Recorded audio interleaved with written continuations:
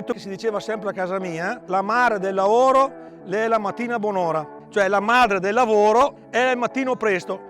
Sono Fasoli Giuseppe, titolare di un'azienda agricola, totalmente viticola, produco sia Soave che Valpolicella come tipologie di uve. Andiamo dalla Garganega al Corvina, Corvinone, per quanto riguarda il Valpolicella. Io dico sempre che il vino che beviamo parte dalla campagna, cioè dall'azienda, perché se tu tratti bene l'uva, dopo di sicuro ti trovi bene in seguito, altrimenti facciamo delle cose contorte.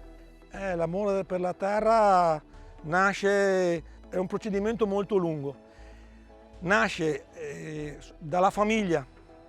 Si parte dai genitori, da piccoli, ti portano in campagna quando riesci appena a camminare e da lì cominciano a farti vedere questa vite, come si fa crescere e come cresce e come la devi coltivare, come deve essere. Cioè, sostanzialmente, io che non ho figli, però chi cresce bene, i figli li devi stare vicino, li devi stare accanto, li devi sempre proteggere, li devi sempre stare a loro fianco, non allontanarsi, deve stare, non essere oppressivo, non bisogna essere oppressivi nemmeno con le piante, bisogna essere nel giusto modo per farle crescere nella giusta maniera. E questo è l'amore per la vigna, per il lavoro che fai.